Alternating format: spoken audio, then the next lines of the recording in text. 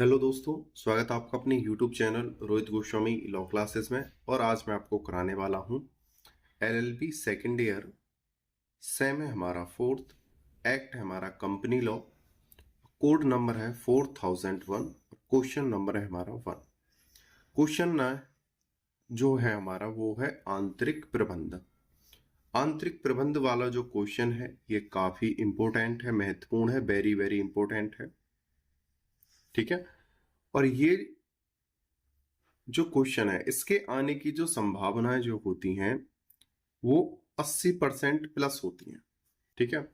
और ये अधिकतर जो क्वेश्चन आता है 20 नंबर में, और कभी कभी ये 10 नंबर में भी आ जाता है। ठीक है, दोनों चीज बता दी है। 80% इंपोर्टेंट है यानी महत्वपूर्ण है, 20 नंबर में भी आ जाता है, 10 नंबर में भी आ जाता है। आंतरिक प्रबंध का पहला क्वेश्चन जो है एक कंपनी लॉ का भी पहला क्वेश्चन है। ठीक है, आगे चलते हैं, समझते हैं अच्छे से।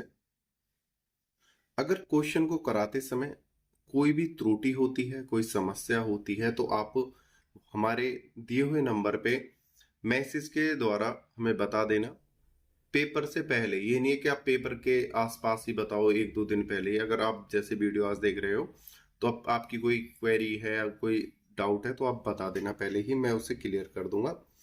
ज्यादा बात ना करते हुए अपने क्वेश्चन की तरफ चलते हैं और उसका आंसर देखते हैं। क्वेश्चन में चलने से पहले आपको एक बात बता दूं, कंपनी लॉ के जो नोट्स हैं वो रेडी हैं। अगर कोई स्टूडेंट कंपनी लॉ के नोट्स लेना चाहता है तो हमारे व्हाट्सएप नंबर पे मैसेज करके हमसे ले सकता है। ठीक है, आगे चलते हैं। क्वेश्चन है हमारा, आंतरिक प्रबंध के सिद्धांत से आप क्या समझते हैं? क्या इस सिद्धांत के कोई अपवाद हैं?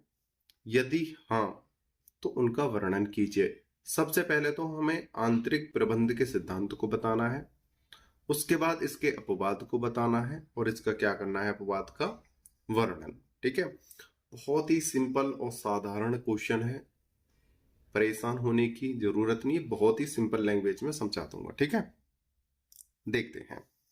लेकिन आपसे शर्त है वीडियो को कंटिन्यू देखना, काटना मत, बीच बीच में गैप ना देना वीडियो में। और जब वीडियो को देखो तो लगातार देखना, ये नहीं है कि 10-15 मिनट देखी फिर कहीं घूमने चले गए, ऐसे नहीं, लगातार देखना, एक बार में समझ में आ जाएगा।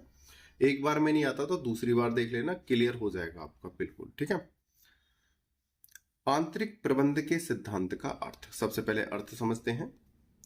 किसी कंपनी के रजिस्ट्रेशन के बाद कंपनी के सीमा नियम और अंतर नियम, सीमा नियम और अंतर नियम लोक दस्तावेज बन जाते हैं। जैसे कभी किसी कंपनी का रजिस्ट्रेशन होता है या कंपनी का निर्माण हुआ, उसके बाद रजिस्ट्रेशन हुआ, तो यहां पे कहा गया है जो कंपनी के नियम होते हैं, कंपनी को किस प्रकार चलाना है, कंपनी में किस प्रकार से व्यवस्थाएं करनी है, कंपनी में कौन से प्रोडक्ट आएंगे, कौन से व्यक्ति आएंगे, किस पद पर कौन होगा, मतलब आप समझदार हो, ये सब जानते हो। जो नियम होते हैं, नियम दो प्रकार के होते हैं कंपनी में। एक नियम तो होता है कंपनी के अंदर, जो कंपनी के अंदर चलेंगे उनको कहते हैं अंतर नियम, यानी अंतर चलने वाले नियम। और एक होता है सीमा नियम, यानी कंपनी के बाहर जो चलते हैं उन्हें हम क्या कहते हैं, अंदर चलने वाले को अंतर नियम, और जो बाहर रहते हैं उनको कहते हैं सीमा नियम। ठीक है, यानी कोई भी, जैसे हमें कोई स्कूल खोलते हैं, कॉलेज बनाते हैं, तब उसको चलाने के लिए जिस प्रकार से हम रूल लगाते हैं, नियम बनाते हैं, उसी प्रकार से कंपनी को चलाने के लिए अंतर नियम और सीमा नियम लागू किए जाते हैं। और ये जो अंतर नियम और जो सीमा नियम है, ये एक ऐसे दस्तावेज बन जाते हैं जो सभी लोग जान सकते हैं, देख सकते हैं। लेकिन आगे चलते हैं वो किस प्रकार देख सकते हैं। तथा कोई भी व्यक्ति इन्हें नियमानुसार देख सकता है। अगर किसी व्यक्ति के मन में कोई डाउट है, कोई त्रुटि है कि भाई ये जो कंपनी जो चल रही है गलत नियमों से चल रही है, या इसके जो सीमा नियम हैं ये गलत हैं, तो वो विधि के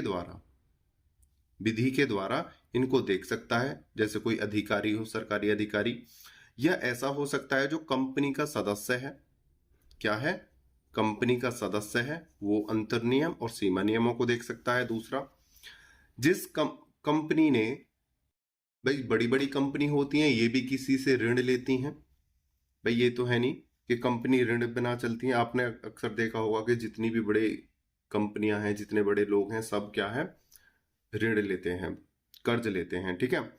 तो जो इनको कर्ज देता है वो इनके अंतर नियम और सीमा नियमों को देखता है, जो भी इनके रजिस्ट्रेशन में रहते हैं, ठीक है। आगे चलते हैं, और ये क्या बन जाते हैं, नियम, लोक दस्तावेज, इन्हें कोई भी देख सकता है विधि के अनुसार। या प्रतिलिपि लिपि प्राप्त कर सकता है। प्रतिलिपि होता है कॉपी, जैसे ये एक आपके सामने क्वेश्चन है, इसका आप एक फोटो लेके उसकी कॉपी निकलवा लो, ये एक प्रतिलिपि है, ठीक है। लोक दस्तावेज होने के कारण कंपनी के साथ लेन देन करने के इच्छुक प्रत्येक व्यक्ति को इन दोनों दस्तावेजों में वर्णित बातों की जानकारी प्राप्त करने की इच्छा है,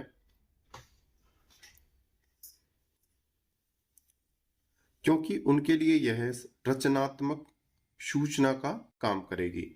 यहां पे एक मिस्टेक हो गई है, यहां पे इसे की जगह आप क्या कर लोगे, यहां पे यह आंतरिक प्रबंध का सिद्धांत है। जैसा कि अभी मैंने बताया है, कोई कंपनी है, उसका रजिस्ट्रेशन हुआ है, कंपनी ने जो ऋण लेने के समय या अपनी व्यवस्थाओं को बनाने के लिए जो अंतर नियम और सीमा नियम लगाए हैं, अगर वो किसी से ऋण लेती है तो कंपनी अपनी व्यवस्थाओं को वहां पे दिखाएगी, अपने ब्यौरे को वहां पे दिखाएगी। या कोई कंपनी का सदस्य है तो वो कंपनी से अंतर नियम और सीमा नियमों को देख सकता है, ठीक है। आगे समझते हैं, उम्मीद कर ये आपकी समझ में आया होगा। इसी से संबंधित एक केस है, और केस के साथ साथ एक वो सिद्धांत का क्या है, नियम भी है। दो चीजें हैं, नंबर 1 एक केस बन जाता है, दूसरा सिद्धांत, यानी सिद्धांत का एक नियम जो एग्जाम्पल के तौर पे हम प्रयुक्त कर सकते हैं। जैसा कि मैंने आपको प्रत्येक वीडियो में पहले बताया था, जब हम कोई क्वेश्चन का आंसर कर रहे होते हैं तो हमारे जो केसेस होते हैं ये हमारे नंबर को इंक्रीज कर देते हैं, बढ़ा देते हैं। तो यहाँ पे एक केस है, केस के साथ साथ वो सिद्धांत का क्या है, एक नियम भी है, देखते हैं उसे। इसे रॉयल ब्रिटिश बैंक बनाम टारक्वाइंड 1856 का नियम भी कहते हैं। देखो यहां तक तो ये क्या है, एक केस है, मैंने अभी क्या बताया था, केस है, सिद्धांत का क्या है, नियम। रॉयल ब्रिटिश बैंक बनाम टारक्वाइंड, यहां तक हो गया केस। और ये जो एक नियम भी कहते हैं, किसका नियम कहते हैं इसे, आंतरिक प्रबंध के सिद्धांत का अर्थ जो है इसका क्या है, वो नियम है। आंतरिक प्रबंध के सिद्धांत का क्या है, एक नियम है, ठीक है। तो दोनों चीज क्या है, कंबाइंड हो गई हैं, एक जगह हो गई हैं, उसे देखते हैं, एग्जाम्पल को अच्छे से समझेंगे। इसमें न्यायालय ने कहा कि कंपनी से संबंधित व्यक्ति यह मानकर चलता है कंपनी आंतरिक प्रबंध व अंतर नियमों से चल रही है। इस मामले में पहले यहां तक आपको समझा देता हूं। देखो ये जो मामला था रॉयल ब्रिटिश बैंक बनाम टारक्वाइंड, ये जो मामला है कोर्ट में गया था, तो कोर्ट में न्यायालय ने क्या कहा कि कोई भी कंपनी है, कंपनी क्या बनाती है, अपने नियम बनाती है। नियम क्या प्रकार के होते हैं, अंतर नियम और सीमा नियम। सही है। अगर कोई कंपनी किसी से क्या लेती है, ऋण, यानी क्या लेती है, कर्ज लेती है, तो वो अपने दस्तावेजों को दिखाएगी, ठीक है। अगर कोई व्यक्ति ऐसा है जिसने कंपनी को क्या दिया है, ऋण, ऋण किसे दिया है, कंपनी को दिया है, और ये ए है, ए को क्या लगा कि कंपनी मेरे से ऋण ले रही है, तो हो सकता है बड़ी कंपनी है, तो इसके जो दस्तावेज हैं वो क्या हो, पक्के हो, और इसका क्या हो रहा हो, रजिस्ट्रेशन हो रहा हो, और इसके अंतर नियम और सीमा नियम ऐसे हों जो कानूनी तौर पर वैध हो, मान्य हो, सही हो, ठीक है। तो यहां पर न्यायालय कहता है, न्यायालय ने कहा कि कंपनी से संबंधित व्यक्ति यह जानकर चलता है कि कंपनी आंतरिक प्रबंध व अंतर नियमों से चल रही है। इस मामले में प्रत्यार्थी कंपनी ने टार्कवाइंड से कुछ धन ऋण रूप में लिया तथा इसके लिए कंपनी ने ऋण पत्र जारी किया। ऋण आगे समझते हैं इसे अच्छे से। यहां तक जो ए था उसने क्या करा, कंपनी ने ए से ऋण लिया। ऋण किसको दिया, कंपनी को। लेकिन ए को क्या था, ऐसा लगा कि कंपनी के जो नियम है, अंतर नियम और सीमा नियम, वो क्या है, सही होंगे और इनका रजिस्ट्रेशन हो रहा होगा, तो मैं इनको ऋण दूंगा तो कोई दिक्कत नहीं आएगी। ठीक है। और कोर्ट क्या कहता है, न्यायालय क्या कह रहा है, कोई व्यक्ति अगर किसी को ऋण देता है और कंपनी रजिस्ट्रेशन करा चुकी है तो ये समझता है कि उसके जो अंतर नियम और सीमा नियम है वो क्या है, सही है। ठीक है, आगे समझते हैं। कंपनी के अंतर नियमों में यह उपबंधित था कि कंपनी की साधारण सभा में पारित प्रस्ताव द्वारा अधिकृत होने पर निदेशक समय समय पर बंधन पत्रों पर ऋण ले सकते थे। मतलब कंपनी थी, कंपनी के जो निदेशक थे उनकी जो सभा होती थी, सभा के जरिए से ये प्रस्ताव पारित होता था कि अगर किसी को, मतलब कंपनी को कभी ऋण की जरूरत पड़ती है तो वो अपने सदस्यों से या कहीं से भी ऋण ले सकती है। लेकिन वो जो ऋण लिए जाएंगे वो बंधन पत्रों के द्वारा लिए जाएंगे, एक बॉन्ड। ठीक है, बॉन्ड यानी लिखित दस्तावेज के द्वारा लिए जाएंगे। लेकिन कंपनी द्वारा इस उद्देश्य का प्रस्ताव कभी पारित नहीं किया गया था। देखो, कंपनी की सभा बैठी, सभा में इन्होंने क्या बात कही कि अगर कोई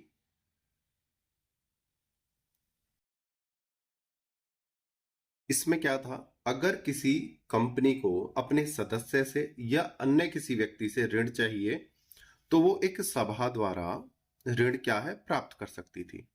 सभा एकत्रित करेगी, जो कंपनी के वहां पे क्या होंगे, सदस्य होंगे। सदस्य एकत्रित होकर अगर ऋण लेना है तो उस सदस्य के परामर्श द्वारा प्रस्ताव क्या होता, पारित होता, और उसके बाद कोई भी व्यक्ति ऋण देने के लिए और कंपनी यानी जो निदेशक होते हैं वो ऋण लेने के लिए तैयार हो जाते। लेकिन होता क्या है, जो टार्कवाइंड था, भाई ऋण कैसे लेना था कंपनी को, भाई कंपनी कैसे बनती है, सदस्यों के द्वारा बनती है। कोई भी जो कंपनी होती है, कम से कम 2 सदस्य की, कोई कंपनी ऐसी होती है जो स्वयं अकेली होती है, लेकिन अधिकतर जो कंपनियां होती हैं 2 से अधिक सदस्यों के साथ या 2 सदस्यों के साथ बनती हैं। और 2 सदस्य हैं तो इनकी क्या होगी, पहले एक मीटिंग होगी, मीटिंग के जरिए से प्रस्ताव पारित होगा कि ऋण लेने की जरूरत है, तो प्रस्ताव पारित कीजिए और एक बंधन पत्र यानी एक बॉन्ड बनाइए, उसके जरिए से आप ले सकते हो। जिसने ऋण लिया था कंपनी ने, यानी कंपनी के निदेशक ने, उसने इस प्रकार का कोई प्रस्ताव अपनी कंपनी में पास ही नहीं करा था। ठीक है। कंपनी के अंतर नियमों में यह उपबंधित था कि कंपनी की साधारण सभा में पारित प्रस्ताव द्वारा अधिकृत होने पर निदेशक समय समय पर बंधक पत्रों पर ऋण ले सकते थे। लेकिन कंपनी द्वारा इस उद्देश्य का प्रस्ताव कभी भी पारित नहीं किया गया था। नियम तो था कि प्रस्ताव द्वारा आप ऋण ले सकते हो, लेकिन इन्होंने कभी इस प्रकार का प्रस्ताव पारित नहीं किया था। अतः उन्होंने वादी टार्कवाइंड से बिना कंपनी प्रस्ताव पारित किए ही ऋण ले लिया था। ठीक है, आगे चलते हैं। टार्कवाइंड ने कंपनी के विरुद्ध ऋण की अदायगी का वाद दायर किया और तर्क दिया कि उसने कंपनी को ऋण यही समझकर दिया था कि कंपनी ने इस संबंध में आवश्यक प्रस्ताव पारित कर लिया होगा। ठीक है। नियम क्या था, अगर किसी को, कंपनी का सदस्य है, कोई निदेशक है, उसे क्या चाहिए, ऋण चाहिए। निदेशक है, उसे ऋण चाहिए, तो कंपनी के जो भी सदस्य हैं, भाई 2 हो, 3 हो, 4 हो, जो भी हो, ये मिलकर क्या करेंगे, एक सभा करेंगे और सभा में क्या करेंगे, प्रस्ताव रखेंगे कि भाई ऋण की क्या है जरूरत है, कर्ज की जरूरत है वो लेने की। तो वो किसी सदस्य से लेने की मांग करेंगे वहां पर, तो ये प्रस्ताव क्या कराया जाएगा, पास करा जाएगा, तब वो क्या ले सकते हैं, ऋण ले सकते हैं। लेकिन टारक्वाइंड वाले मामले में क्या है, इस प्रकार की ना तो कभी कोई बैठक हुई, ना ही इस प्रकार का कोई प्रस्ताव पारित हुआ, लेकिन उसने क्या करा, निदेशक ने धोखे से टारक्वाइंड से क्या ले लिया, ऋण ले लिया। ठीक है। लेकिन टारक्वाइंड ने क्या सोचा कि ये बड़ी कंपनी है, शायद इन्होंने क्या है, प्रस्ताव जो है पारित कर लिया होगा, लेकिन इसने विश्वास के जरिए पे कंपनी को क्या दे दिया, ऋण दे दिया। मामला कोर्ट में चला गया। अब चलते हैं। न्यायालय ने निर्णय दिया कि कंपनी उक्त ऋण के लिए बाध्य थी, क्योंकि यदि निदेशकों द्वारा ऋण पत्र जारी किए जाता है तो वादी द्वारा यह समझ लेना उचित है कि कंपनी के आवश्यक प्रस्ताव अवश्य ही पारित कर लिया होगा। वादी को इस बात से आश्वस्त हो जाना पर्याप्त होगा कि निदेशक किसी प्रस्ताव द्वारा ऋण ले सकते हैं। न्यायालय कहता है यहाँ पे कि निदेशक को तो ये था कि प्रस्ताव पारित हुआ होगा, नहीं इतना बड़ा निर्णय कोई व्यक्ति नहीं ले सकता है। ठीक है। अतः न्यायालय ने कंपनी का यह तर्क कि टारक्वाइंड को इस संबंध में आणविक सूचना थी अस्वीकार कर दिया। लेकिन जो कंपनी थी उसने भी अपने बचाव में प्रस्ताव डाला, कहां पे, कोर्ट में, कि हमने जो ऋण लिया है वो धोखेधड़ी से नहीं लिया, हमने कुछ और तरीके से इनसे ऋण लिया है।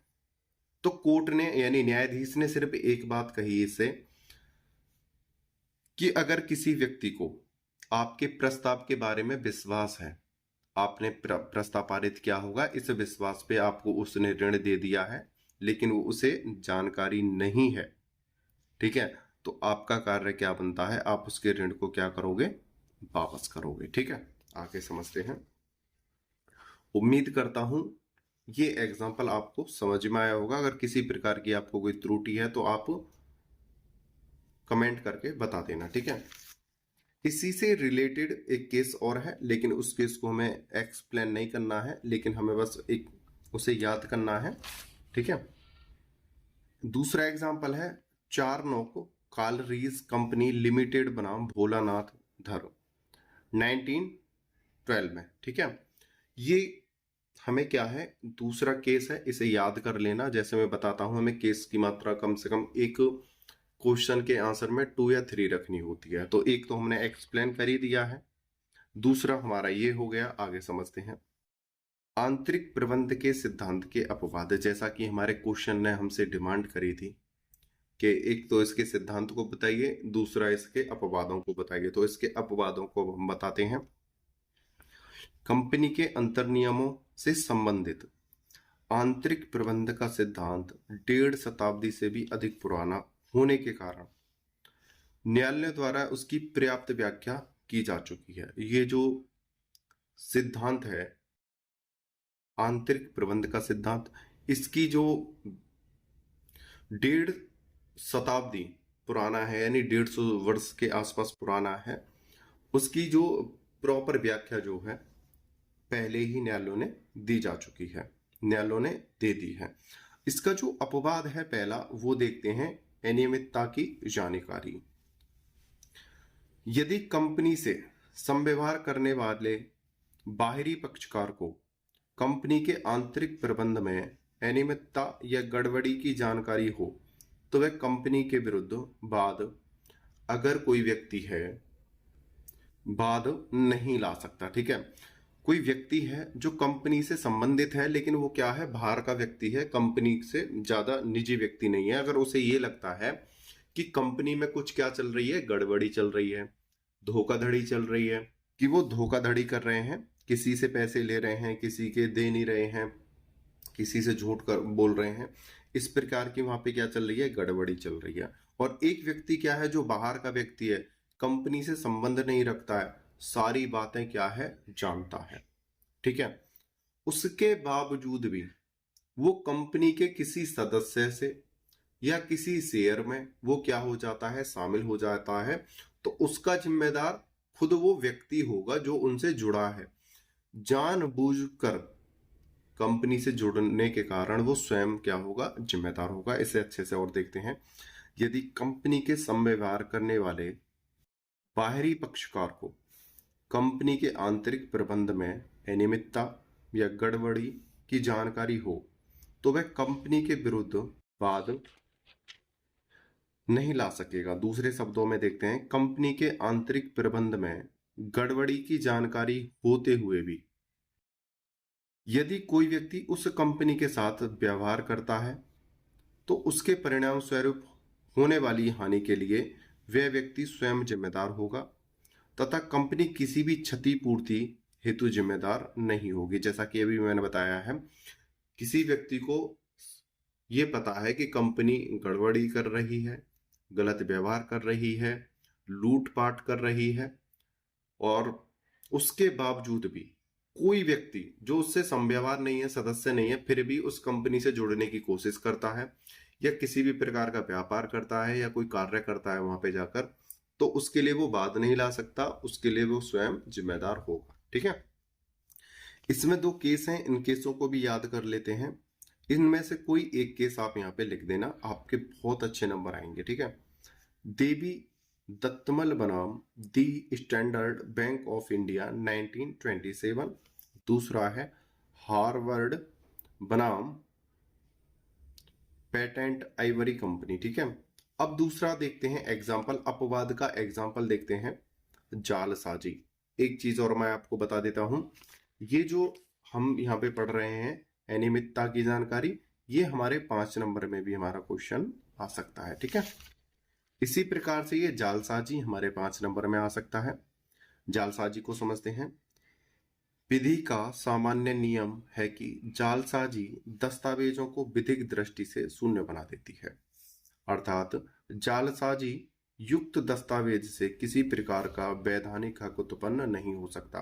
कोई कंपनी है या कंपनी का कोई सदस्य है, उसके साथ ऐसे दस्तावेज पास किए गए हैं, ऐसे दस्तावेज दिखाए गए हैं, या ऐसे दस्तावेजों के साथ उसके संग क्या हुआ है, व्यापार हुआ है, जो क्या है, फ्रॉडबाजी से बनाए गए हैं, नकली हैं। ठीक है, तो उसके लिए क्या है, उसके लिए व्यक्ति क्या है, जिम्मेदार होगा। ठीक है, आगे चलते हैं। नंबर 1 रूबेन बनाम ग्रेट फिंगाल कंसोलिडेटेड 1906। दूसरा है शासकीय परिसमापक बनाम कमिश्नर ऑफ पुलिस 1969। ठीक है, आगे चलते हैं। तीसरा है ऐसे कृत्य जो प्रत्यक्षता अधिकार क्षेत्र के अंतर्गत न आते हों। यदि कंपनी के किसी अधिकार का कार्य इस प्रकार का है जो साधारणता उसके अधिकार क्षेत्र से बाहर है, तो वादी केवल इस आधार पर सुरक्षा का दावा नहीं कर सकता कि अंतर नियमों में ऐसी अधिकार शक्ति उस अधिकार को प्रदान की जा सकती थी। भाई कंपनी ने अपने अंतर नियम और सीमा नियम बनाए। भाई मैं आपको पहले बता चुका हूं, अंतर नियम और सीमा नियम बनाए हैं। कंपनी से संबंधित जो सदस्य था उसका क्या हुआ, कुछ हानि हुई। ठीक है, अब ये बाद लेके आया कोर्ट में। यह बात ले जाने से पहले यहाँ पे क्या बात निर्धारित करती है कि कंपनी उस चीज के लिए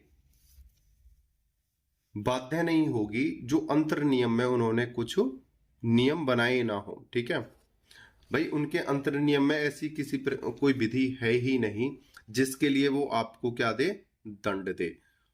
ठीक है, अगर अंतर नियम में विधि नहीं है और आप उसका क्या लेना चाह रहे हो, लाभ लेना चाह रहे हो, और आपको पता है कि कंपनी में इस प्रकार की विधि नहीं थी, तब भी आप उस कंपनी से जुड़े हो, और फिर बाद में आपके साथ कोई हानि हो जाती है, तब उसका आप लाभ मांगते हो, तो आपको इस प्रकार का लाभ नहीं मिलेगा। ठीक है, अर्थात ऐसे मामलों में वादी द्वारा कंपनी के विरुद्ध तब तक वाद नहीं चलाया जा सकता जब तक कि कथित अधिकार कंपनी द्वारा वास्तव में ना दिए गए हों। सही है भाई, अगर कंपनी अपने अंतर नियमों में जो उन्होंने बनाए हैं कंपनी ने, अगर उसमें उल्लंघन करती या गड़बड़ी करती और ये व्यक्ति जो कंपनी का क्या होता, सदस्य होता, तो उसको क्या होता, क्षतिपूर्ति देते या इसको कुछ देते। लेकिन ये व्यक्ति अंतर नियम जानने के बावजूद, ठीक है, ये कंपनी के कुछ नियम हैं उनको फॉलो करता हुआ कंपनी के अंतर नियमों में इस प्रकार की कोई व्यवस्था ही नहीं थी जिस प्रकार से उसका कुछ उल्लंघन हुआ है तो उसके लिए उत्तरदायी कंपनी नहीं होगी। आगे यहाँ पर आपका एक एग्जाम्पल और है, वो एक केस और है, आनंद बिहारी बनाम दिनसा एंड कंपनी 1942। ये क्वेश्चन आपका यहीं पर समाप्त हो जाता है। बहुत ही सिंपल और साधारण क्वेश्चन था, अक्सर ये 20 और 10 नंबर में पूछा जाता है। उम्मीद करता हूँ ये क्वेश्चन आपको अच्छे से समझ में आया होगा। अगर किसी कारण से कोई त्रुटि है तो आप कमेंट करके हमें बता देना। आपने वीडियो को अंत तक देखा, मुझे अच्छे से सुना, उसके लिए धन्यवाद। टेक केयर, बाय बाय, जय हिंद, जय भारत।